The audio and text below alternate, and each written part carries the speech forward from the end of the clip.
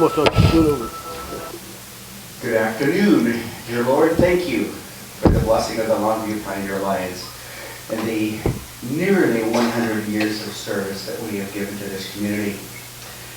We thank you for the healing for Steve Johnston, who is on the Zoom right now, and Ralph Lasante, who is always on the Zoom.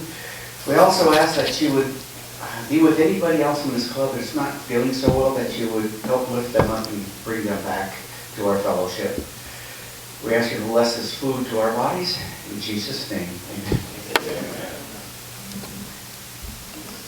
Brenda, the flag salute.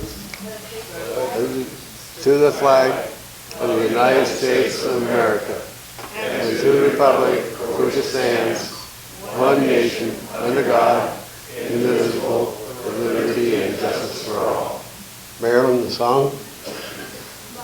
Country, 'tis the sweet land of liberty, of the icy and where my fathers lie, and of my pilgrims ride, from every mountainside let freedom ring.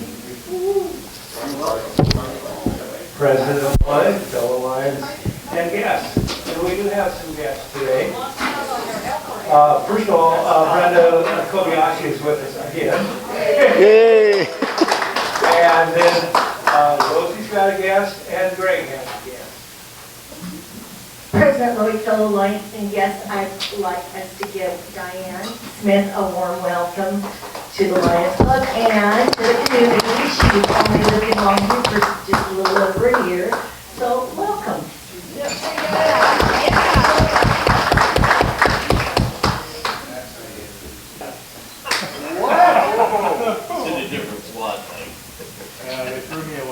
President Lloyd, fellow Lions and guests, I have the Salvation Army sheet over here. If you haven't had a chance to sign up, there's still a few things that you can sign up. And if you don't want to sign up and get something, you can just either get a gift card or even cash, and then I will go and go do some shopping for them. So, and also we have a tree that has been donated.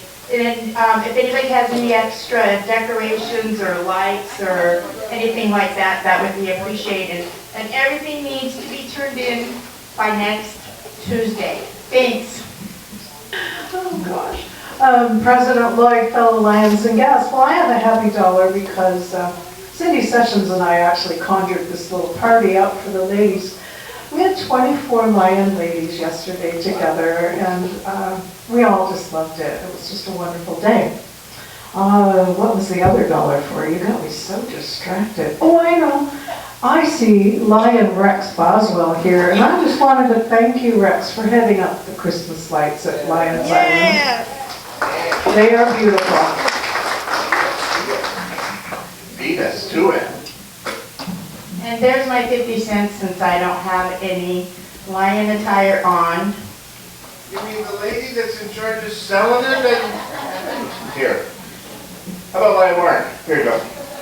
Uh-oh, we just pulled a hamstring. Get the medic. Just a knee.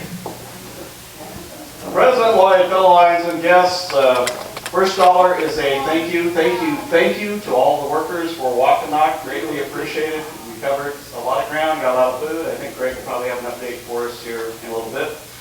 Dollar number 2, got to celebrate our oldest child's birthday, 42. He interned on Sunday by going up to his house. It was only briefly snowing in the sky when we left, but by the time we got up to Ian's house, it was coming down pretty heavy. Step-granddaughter drove off the road on Columbia Heights coming home around 7, so we had to go do a little car rescue and get the van back on the road and up and down and all that fun stuff, but we survived. And finally, quote of the week, and I'm going to have to hold down for a second. There we go. Quote of the week I'm trying to get back to. This is from Plato. The highest form of knowledge is empathy, for it requires us to suspend our egos and live in another's world. Very good. Then there's this other friend, Play-Doh. You met him? I like the green stuff. Okay, never mind. Line, Jim. You get up first. Yeah. I've got a happy sad dollar and a memory dollar. Memory's gone. The happy sad dollar is happy to be here again, but because I am a charter member in the medical industrial complex, I'm going to see a doctor later today, so I'll be leaving early after I got here late. The other thing, the other dollar is a memory dollar. We had a lion many years ago in our club called Russ Laverty. Anybody remember Russ? Oh yeah. Russ was blind. He was a piano tuner and wore the dark glasses, carried the white cane, and he went on visitation with us many, many times.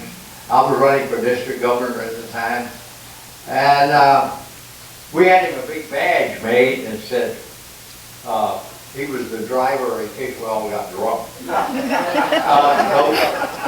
One time we came out and our past president, Oscar Levere, I had a van with a sliding door.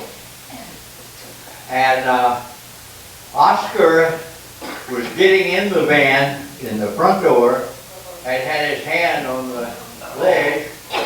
And Russ was getting in the back seat. Of course, he couldn't see, so he slammed the sliding. Oscar's wedding ring saved his finger, I think. He said a few choice words, and Russ was oblivious. What happened?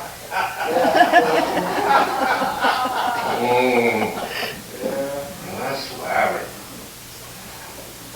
Gonna slide back here to our favorite rows. President Lloyd, fellow Lions and guests, there's $5 for walk and knock. They actually allowed me to drive, and Lloyd was brave enough to go with me, and Mark was smart enough to put 2 other people with us. So anyway, it was great fun. It was Darcy and Ralph. Yes, and we lost Ralph for a bit, but he was so darn cute, and he had a Santa hat that I'm sure one of those housewives that answered the door would have snagged him. But anyway, it was a lot of fun. Right on. Well, we're rocking back up President Lloyd, fellow Lions and guests. There's $5 happy bucks. Rex, you killed it again, man. That is one beautiful looking lake. They're really, really special. One of the best things about having to work late some nights, and I take the long way home, like all the way completely out of my way just to see your handiwork. Second one is again for Mark and Greg and everybody who showed up for the walk and knock. Holy moly. The only thing I missed was John Claypool beating me in the head with a 16-ounce can of French beans. And for those of you that don't remember, I got a little scar. You're supposed to see it. No, a whole can. A whole can. He beat me. 17 years. We've explained this joke every year to Jim. Someday it's gonna get all the way in. Fourth happy buck. We got some really cool Christmas plans coming together with all the kids coming down and eating way too much food, I'm sure. Let's see. I don't know. 31 people is 60 pounds of prime rib too much? Who can eat all this food? It's Never too much prime rib. But I saw a sign for you at Winco. oh, you did? Self-checkout. So, if you're buying a turkey or a prime rib or a ham that retails for over $100, you cannot use the checkout. Yeah. Those cute little memories that come back to Jim, aren't they fun? They're fun, real fun. The last happy buck, of course, is the reason we're all here, folks. Serve our community, to be the right lion, to be the right person in our homes, but most importantly, to give thanks for the place where we live. And God, I just want to say thanks. Lion Hal. President Lloyd, fellow Lions and guests. The happy dollar is, of course, for Waukenock with my spouse. We did the old Mount Solo area. And after that, we went and saw Kathy Crawford, past district governor. She is home with her mom, Carol Broom, both Vader Lions, and they are over at Canterbury Inn. So if you, it's the inn because we went to the pub, yeah, okay. I don't know if any husbands ever have these issues. Well, I know it's at the park. And she said, are you sure it's at the inn? Oh, I know it's at the park. So we went to the park. Yep, it's over the inn. So after almost 53 years of marriage. You almost got one right? Yeah, I didn't, yeah. I told her the other day it's getting really boring. And she says, what is? Telling you that you're right. And then this last dollar is for my brother's feminine side.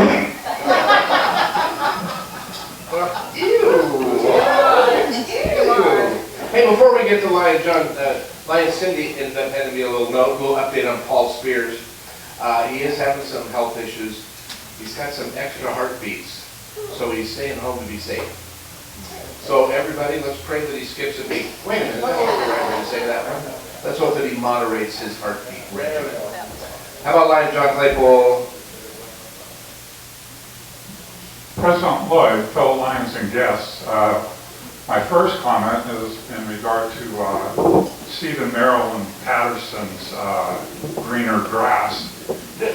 I just hope that you have been careful about your TV PM, which my plumber, guy that put my pipes in up at 4420, said was the most important thing about redoing your pipes. And that is TVPM is turd velocity per minute.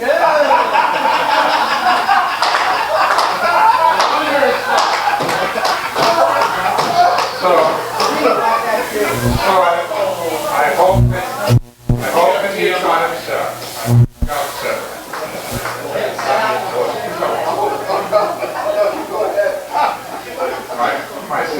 My second happy dollar is in memory of Lion Ralph Young.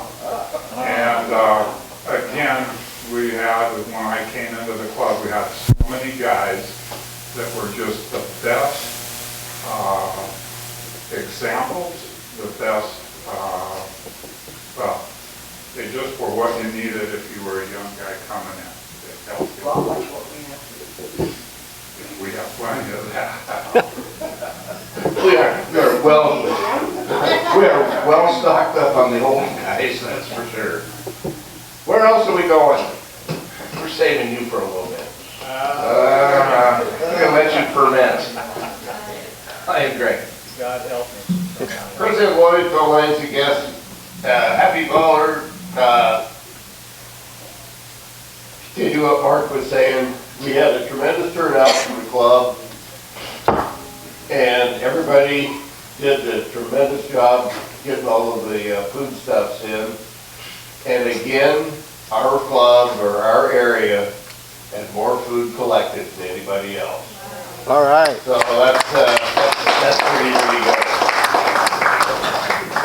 Right on. Now, without any further ado, and yeah, Lee, where you get to wait. Yeah. So, Lions, I would like you to meet Lion Mike Gatlin. Rick, you got an extra 100% pin for him? Yeah? Got one? Okay. About 30. You know what? One of the things that we give Mike a real hard time because literally we'd see him for 4 to 7, maybe sometimes even 10 hours on July 3rd or July 4th. If his wife would let him out of the house, if he had gotten his chores done. But for more than 4 decades, he's been the lead pad and paper down a little place called Norpac. And you know what? We are thrilled to call him a friend. And I call him a friend a long time ago. My friend, Mike.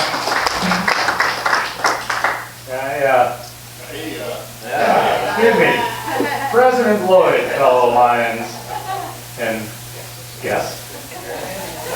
I'm a little bit out of,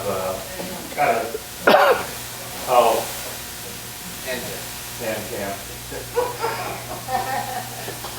First off, I haven't been to a meeting in years. And probably, yeah. I worked for 43 years making paper and stuff, and coming to meetings was not an option because usually the mill was falling apart and I couldn't leave. If you believe that, I've got some stuff I want to tell you after this meeting. But it's actually a privilege to be here, and I love this club. I always have. So this is for me being here, and I've been a member for 35 years. I just received my notification and my new stripes, and I'm proud to be a member of this organization. So it's nice to be back. You're going to see a little bit more of me. Generally, I've always, wanted to do the work parties and stuff like that. So now I get to go to meetings. Thank you. Great to have you, everybody. Bye, Leroy. He's a great neighbor, too. We kind of like you too, Leroy. Don't sit back. I won't. Just so we can see you all the time. I see you halfway. I always see about halfway. Hey, you and Sharon ought to get together, Why? because she can't see out of her right eye. She wants, then she Because you need your right eye. well, then she needs to stand on my lap. So, There. yeah. No, that won't work. It No, it's the other way. won't work. Yeah, there we go. Because I can see this side. There we go. Now we got it. There. We got it covered. President Lloyd, fellow ladies and guests, have a happy dollar, kind of invitation dollar, Saturday and Sunday. Southwest Washington Symphony and the Symphony Choir are going to be performing at Longview Community Church. Saturday's performance starts at 7 o'clock, and Sunday's performance starts at 3. We've had our first full group rehearsal last night. Actually sounds pretty cool. So, I'd like to see you guys show up. Be early, because that place gets crowded fast. You will be standing outside if you don't get there early.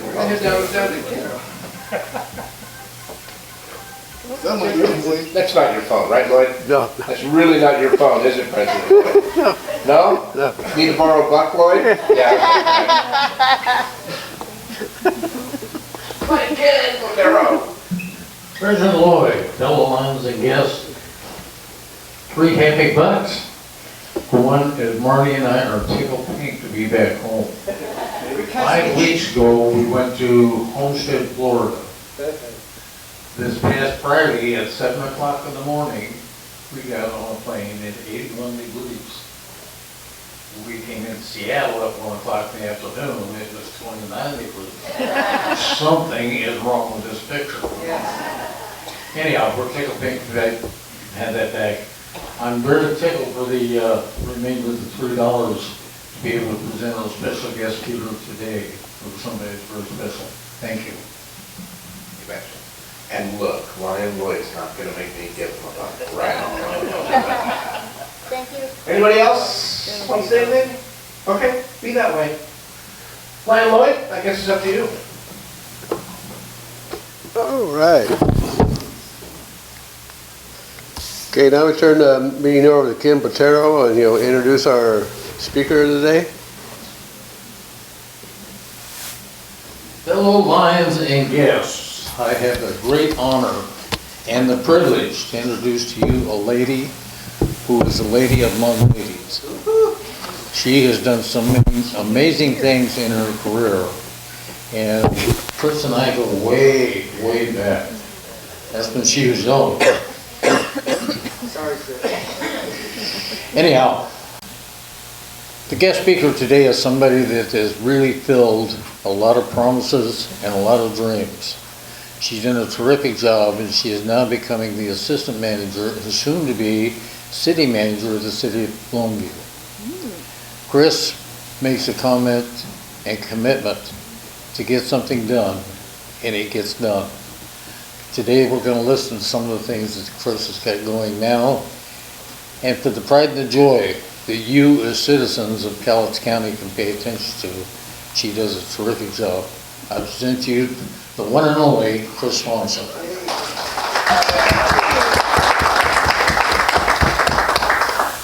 Wow, thank you for that introduction. I have to say I've been speaking to some community service groups, and you by far are the most fun and comical that I've had, so good job. You didn't make any jokes about me, you missed that. Yeah.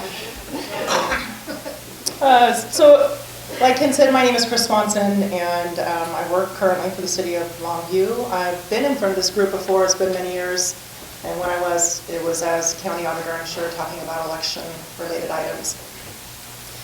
I left office late 2017 to take a post up at the Washington State Auditor's Office. And I served up there for about 2.5 years, where I missed my sense of community and I wanted to come back, so an opportunity popped up at the city of Longview. As a matter of fact, I remember meeting with Ken one day inquiring about what this was all about.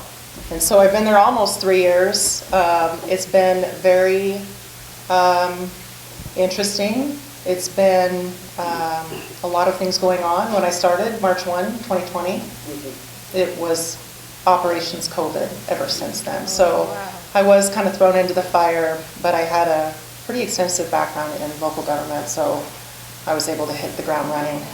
Today I'm here to talk to you about homelessness, which has been a hot topic for several years, particularly the last 3 to 4 years in the city of Longview, even before I arrived.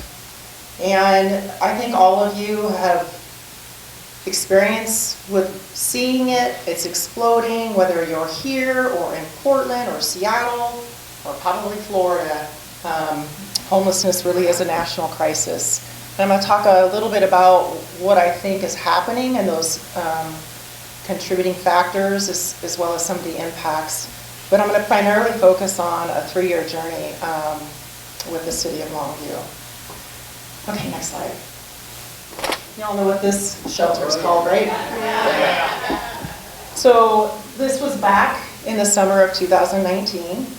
I'm sure you all remember the details behind this, and City Council really struggling to figure out how to address this challenge.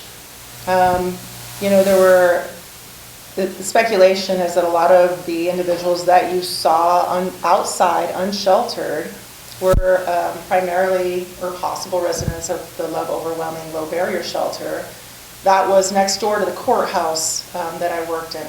And when Love Overwhelming closed its doors, I believe March 30th of 2017, I think this area started to see a lot more of this. Next slide. So in October of that year, this is the pavilion that's in Arlong Park.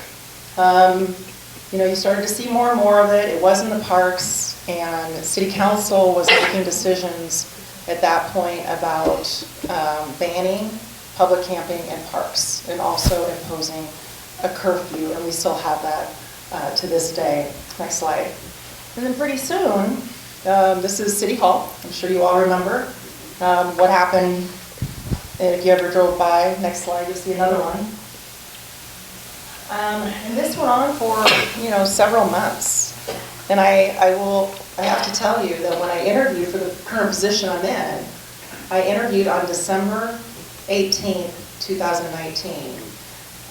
It was dark, right?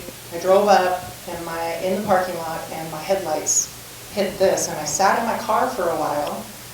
And I knew about it. I've driven by this before, but it really was like this surreal sense to me, like, what is it like coming to work every day in the City Hall? And I knew that the challenges were not easy, and I knew that the City Council had been talking about it. I still read the paper and kept up on what was going on. But I have to tell you, when I drove up that morning, I thought, Fast forward to this date, still before I started. This is 10 days later, the City Council executed an ordinance that banned public camping from City Hall. And it took effect 30 days later. This is December 28, 2019, when they were moved out to the city-owned property on Alabama Street. It actually was a field, so before I came, I found these pictures. They erected a cyclone fence around here, and it was a field, and the individuals that were camping around City Hall moved out there. It was a lower number than what we started to experience over the next year or two.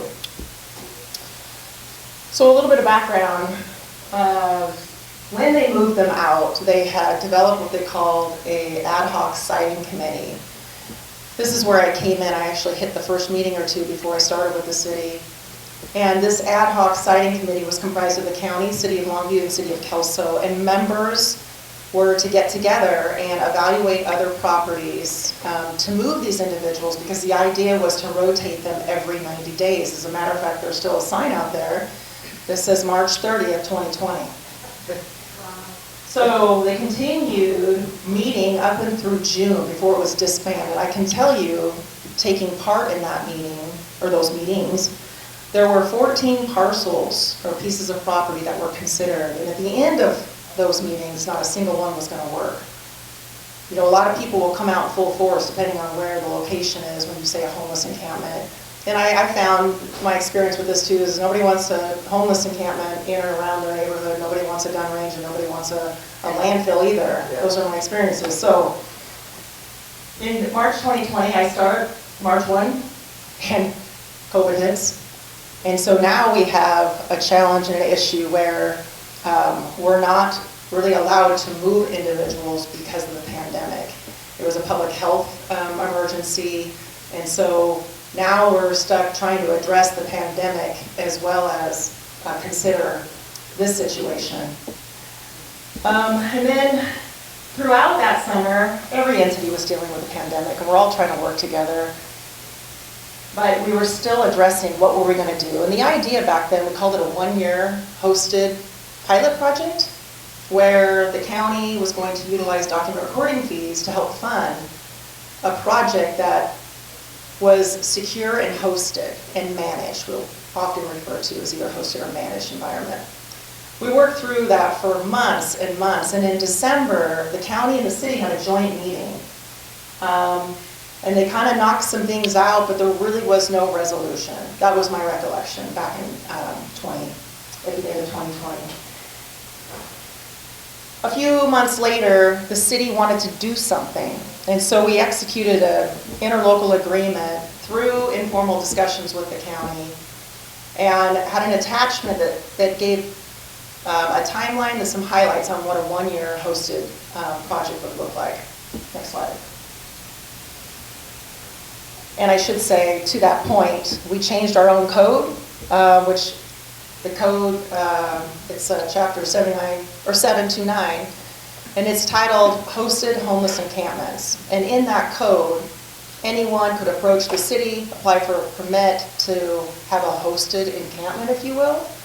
But it was for 90 days and up to 50 people. So the council decided to make two major changes. One, it could go beyond 90 days and go up to a year, and it could be up to 100 people. And that was in discussions and the efforts that we made with the county, because we knew that the population was exploding. On August 27, 2021, as we're trying to work through this endeavor with the county, things were stalling. People had different ideas on how we should address homelessness, everything from shut it down, to opening up shelters and things like that. But in the meantime, the population was exploding. It was unmanaged. We had no idea who was coming and going. And we entered into a public health emergency. Dr. Krager, at that time, who's the public health nurse, I believe, came out, made some recommendations, but at the end of the day, we had to clean that up. And so the city council declared an emergency, and we ended up spending about $125,000 to $130,000 in just cleaning up that site. We moved them to an adjacent parking lot that was the city employee parking lot, and then when we were finished cleaning up, we moved them back. Only this time I said we've got to have some parameters around this. You can't just say move back and sort of have the wild, wild west, if you will. So we outlined spaces they were to stay in. That again was not managed. We didn't hire anyone to do this. We're still trying to work with the county on figuring this out, but we did have some structure and indicated that you can't just build anything here. You can't have, these pieces of wood and your own tiny homes, right? So we tried to put some parameters around it. Next slide. So right after that, not right after that, it was a few months, we're still trying to work with the county. We finally got to this point where they agreed to issue a request for proposals for a one-year hosted homeless site. And in that, it was pretty extensive, a lot of details behind it. They launched it in April of 2022, and this was, the county did this, because they also have the funding, so they were going to be the contractor on this. 2 months later, after we had one response, the county felt like they did not meet the requirements of that RFP, and they rejected that proposal. A couple months later, we're in the same place we were 1 year to the day in August 2022, having to declare a public health and safety emergency. And a lot of people ask, like, how did I get involved in this? And I can tell you, for me, this is probably, homelessness is the biggest challenge facing city government. And since I was over finance, it has significant financial impacts, as well as risk. And so I decided to spearhead this and try to come up with a different solution. And I decided that instead of, Groundhog's Day, if you will, like, let's stop doing this over and over, I decided that we should, instead of waiting for the county, because literally that's what it felt like, we would just pull the trigger ourselves and operate under an emergency and create a managed environment and seek the funding from the county when we got to where we are today. So next slide. This was the second cleanup.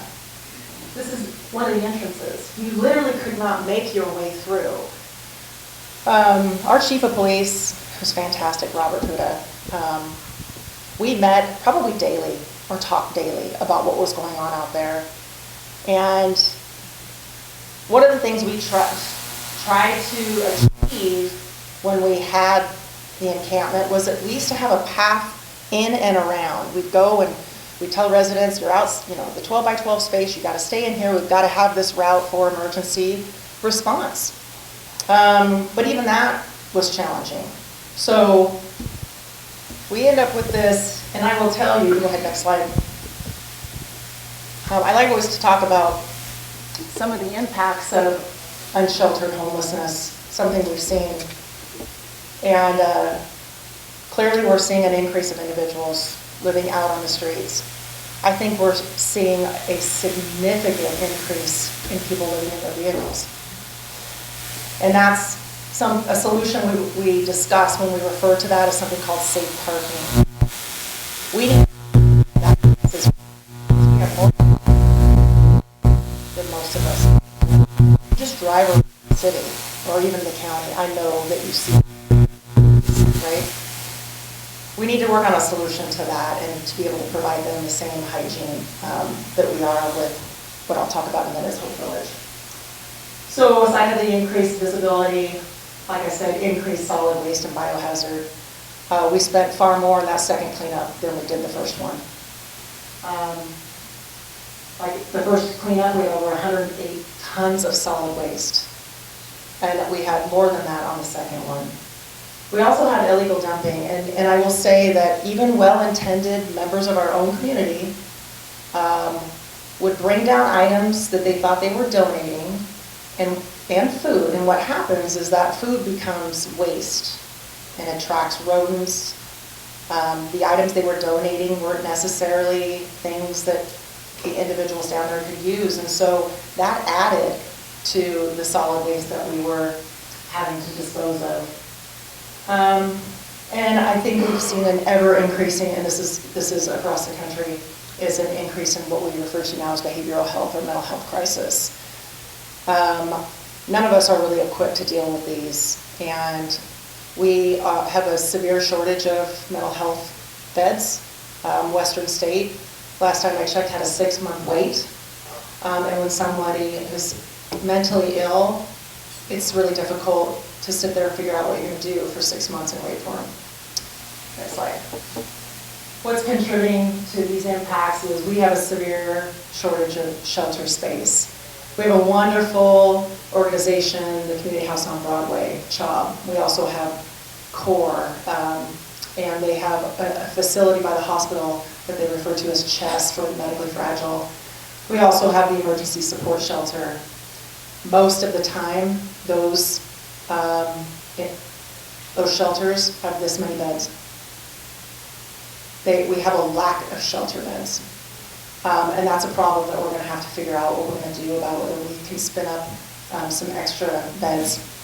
And then we have those that are defined as chronically homeless. That's primarily the individuals that we're seeing on Alabama Street. What defines a chronically homeless individual is someone who's been unsheltered for a year or more and has a disability, whether it's physical or mental.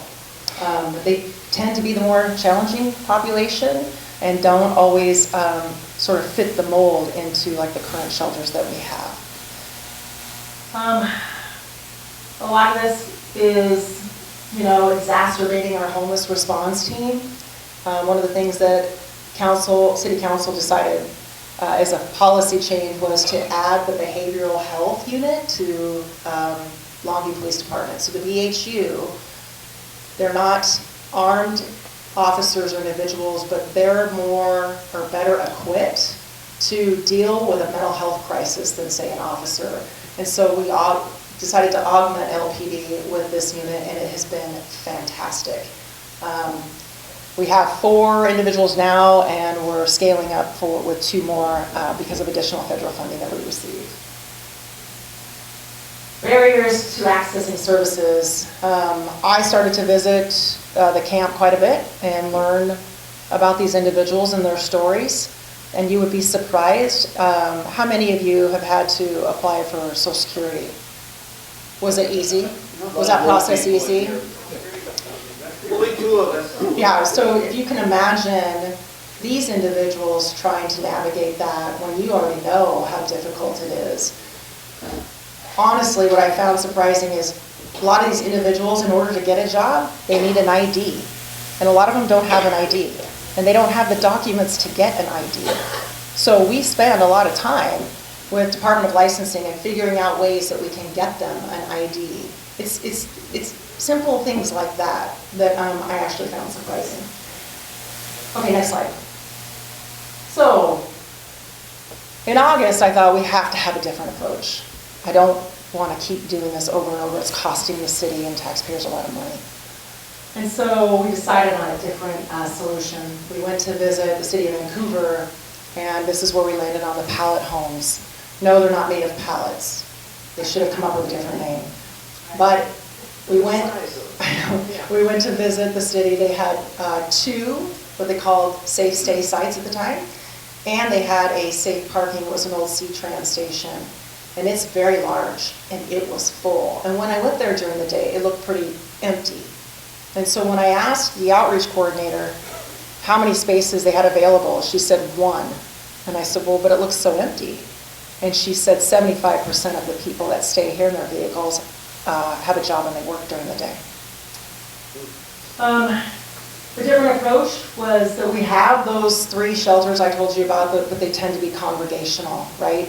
So the pallet shelter solution is individual 8x8 shelters, and the manufacturing and creation of these shelters are actually done by people with lived homeless experience. They have the bare minimum and the basics, but there's a roof over their head, a locking door, and heat. Our approach we knew had to be managed or hosted, and that was we had to have case management for these individuals to address whatever issue they had going on: behavioral health, mental health, addiction, just seeking employment, getting an ID. We needed to have someone work with those individuals to achieve that. But ultimately the goal was to find and secure permanent housing for these individuals. And so housing navigation had to be part of it. Employment placement will be a huge part, but hygiene services. And let me just say this.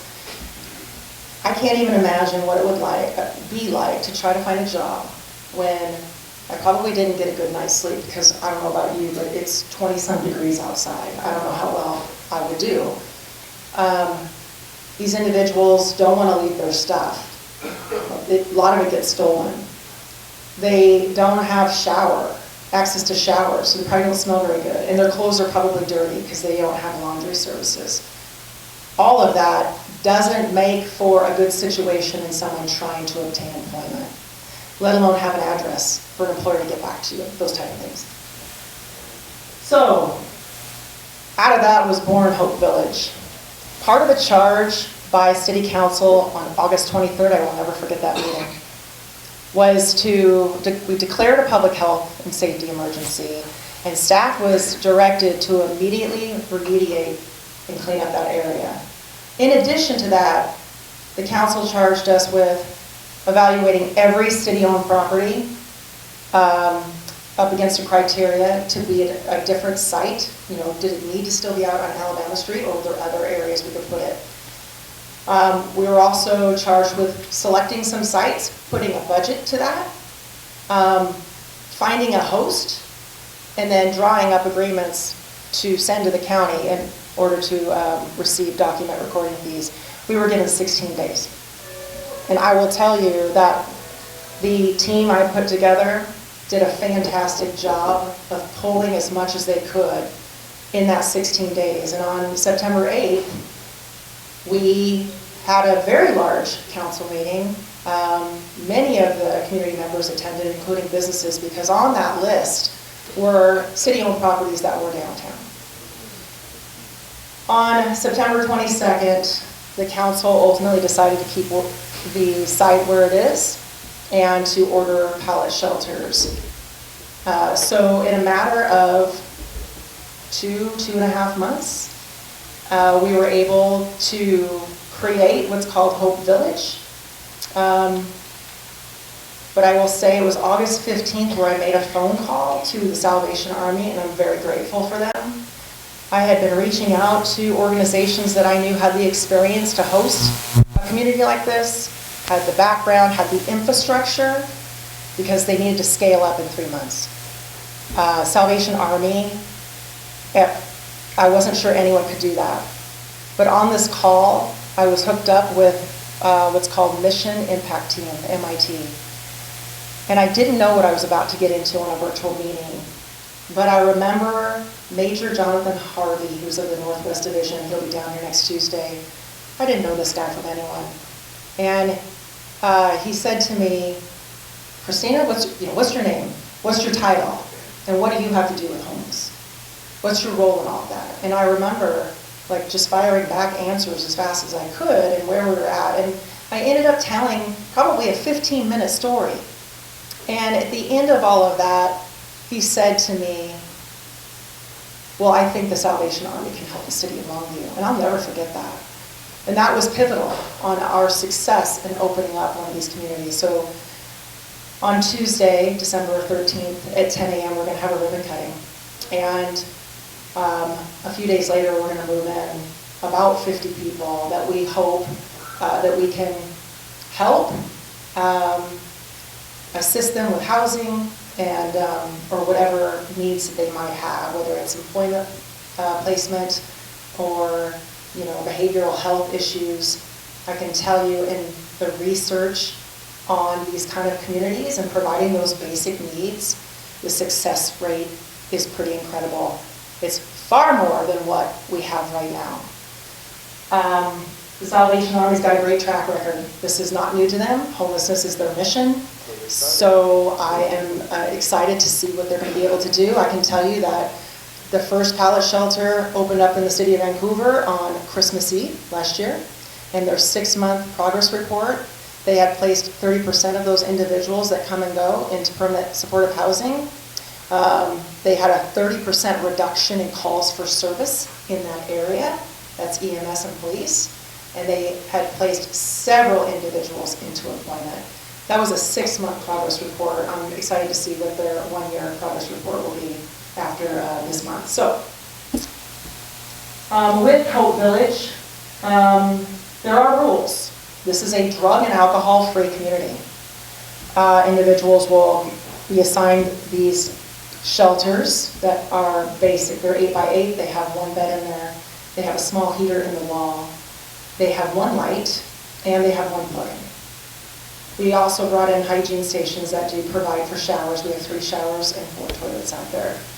We are going to try to bring in we ordered like a laundry facility. It's fairly small, but we know that it will probably do the job. We know we're going to serve more than 50 people. We have 50 pallet shelters. Our goal and our target date for these individuals is 90 days. We can be far more successful with moving people in and out if we have the housing stock that we need. And I can tell you that this area, we have a housing crisis as well. It's the other side of the spectrum. It is the #1 driver behind homelessness. I don't know if a lot of people know. Head and shoulders above any other reason for homelessness is lack of not just affordable housing, because that can mean something different in this area in Portland. We have the lack of low-income housing, and it'll take years to scale that up. We are working on, you'll see some projects throughout the county, because I think a lot of elected leaders saw this coming. But I don't think we can scale up fast enough, and I will tell you, here was a stat I found. Washington State's exceptionally strong economic growth without a matching increase in the supply contributed to a 48% rent inflation since 2010. It moved this state up from number 12 to number 5 in the highest rents in the nation. See, when home prices go up, rents go up, and homelessness goes up. They all go up with each other. And as you know, last year you've seen the price of housing. You probably have seen that there's been this much inventory out there. But what we really need to focus on is low-income housing and senior housing. I think senior housing is probably one of our greatest needs. So we're working with the Campus Towers of the world. We're working with the Hoswas of the world to help us in achieving those goals that we know we need to get to, because if we don't, then this challenges and the issues surrounding homelessness are all going to be exacerbated. So I also will tell you that, again, #1 reason for homelessness, by far, lack of housing or affordable housing. #2, unemployment.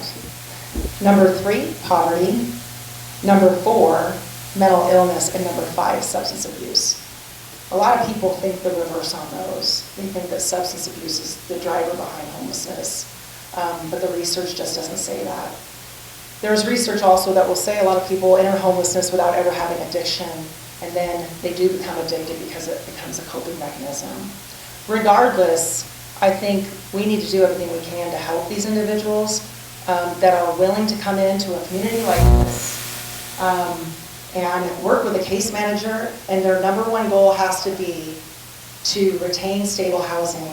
If individuals want to come into Hope Village and housing is not their goal, then that's not the place for them. We've already worked with Salvation Army because we know the individuals out there on Alabama Street. We know who can be successful and who's going to be able to go in there and achieve those goals. And so I have no doubt we're going to fill 50 shelter beds. I also get asked about the numbers when we did an intake for individuals out there, because I wanted to better understand the demographics of what was going on and the challenges that we really had with these individuals. We did intakes about 143 people. We had about 120 at any given moment. There's a shifting population there. And a lot of them do struggle with addiction, right? They told us that. They even told us their drug of choice. But we also know that a lot of them struggle with employment because they have either a felony conviction, but they still want to work, or they don't have an ID, or all the reasons I told you that someone probably wouldn't seek a job, right? Because they don't have an address. How is the employer supposed to get back to them? Those types of things. But I guess we'll see in the next 12 months how successful it's going to be. But I have high hopes for it. We also are going to produce a good neighbor plan, because we realize that individuals are uncertain about something like this. And so working with the Salvation Army, the city of Longview will create what they call a good neighbor plan to ensure that, you know, the issues that surround the community are also addressed. We'll have open dialogue with community members. And what we did recently, actually just 2 weeks ago, we hired a community outreach coordinator. And that person's job is to be a liaison between the community, Salvation Army, and the city departments, as well as street navigation. So if there's issues with businesses, and I've already talked to a few of them, including another one yesterday, where we're going to reach out to you. I'm going to hand you her business card. Her name is Casey Settlemeyer. She does a fantastic job. I've learned a lot from her. And she will come out and address these kind of issues that you may have if you're a business owner. Because these people are sleeping on the streets, but there are services that we know we can connect them to. And a lot of business owners, like the one I talked to yesterday, feels for these individuals. It says it's okay to sleep in the alcove at their business, but when it's time to open, they need to move. Went so far as to say that they offer them coffee, and I think those are great things, but at the end of the day, we need to address the person's situation and figure out how to get them shelter. Because living out on the streets right now, especially in this cold weather, just really shouldn't be an option. So this outreach coordinator, I know, is going to be very beneficial to this community, so I'm excited to see what comes of that. I think that's it. Oh, I got a few pictures. So this is a pallet shelter. It looks bigger than it. This is an 8x8, got a couple windows, the door that locks. Next slide will show you. This is when we were putting them up. So week of November 14th, I do not want to fail to say this. Brian Magnuson, some of you probably know him. He led a team of volunteers to assemble these pallet shelters. And they knocked them out in 4 days. And I said to Brian, I don't know who the individuals are, but they need to be able-bodied, maybe construction-minded. And he says, Kris, myself and several of these individuals used to build custom homes. I think we can assemble pallet shelters. And he was right. And we had two individuals from our council, Councilmember Wallen and Councilmember Lean, that took the whole week off to assist with the volunteering on this. And so in 4 days, we put up 53 shelters. 3 of them are 10 by 10s, and they double as office space for the Salvation Army. Resident requirements, this is another question I get asked. They must be an adult. What people probably don't know is that while families and children are struggling with homelessness, most of the people out there are single adults, and that individual adults are the fastest growing homeless population that we have. Okay. Must be 18 years or older. You must be seeking stable housing. There will be a code of conduct. They will be expected to abide by the rules. There is going to be a curfew. 10 o'clock. Now, if they have a job, they can work with the person at the gate.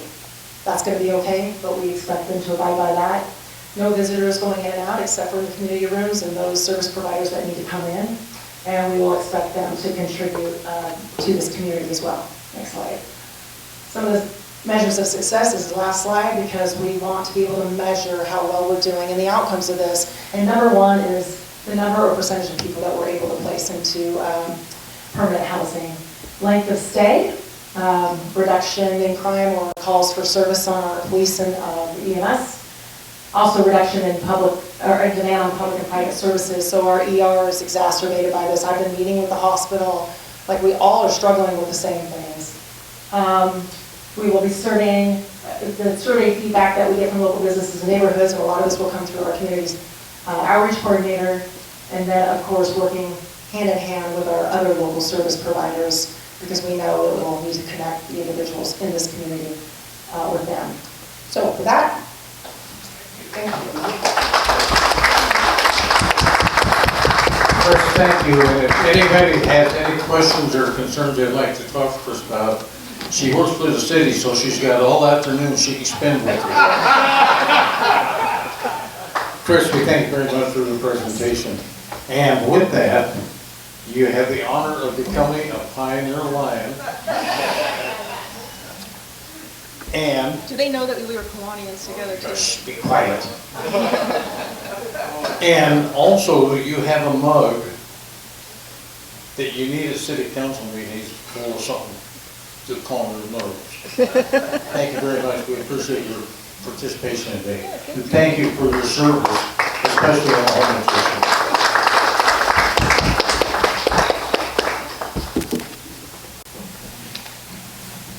Got a few announcements real quick here. Number one is the Walk and Knock food drive Mark and I would like to thank everybody that came out. We had 135 Lions hours and 32 non-Lion hours for a total of 167. And I have not gotten the total on the amount of food, weight, or how much money was collected. As soon as I get that, I'll report that. The other announcements. Tom Fulton isn't here today. He wasn't feeling good. He asked me to make out a couple of sign-up sheets. Saturday morning. Okay, we've got enough people for the make pancakes over at the McClellan Arts Center for the kids with Santa, what's it called? Breakfast with Santa. Okay, the other sign-up sheet is for the afternoon up in Castle Rock. Their tree lighting and parade. It goes from 2 to 8. We'll probably knock down a little bit earlier than that. We're going to do kettle corn and cotton candy up there. Last year when we did this, we couldn't keep up with the cotton candy. So as soon as we get set up, we need to start making it. Anyway, we need quite a few for that up there. So please sign up, or I'll have to get on the phone and beg you. Thank you. Sharon. Just a reminder, if you haven't had a chance to sign up for the Salvation Army family for Christmas, please do so. Pat. With Tom Fulton being gone, the reminder for December 14th is a past president's meeting here at 6 p.m. So that's December 14th. Then January 14th is a Saturday, and that's a different meeting where we're all going to get a little bit of training and help to move through stuff. Well, okay. I think that's all. Okay, and we have a board meeting Thursday.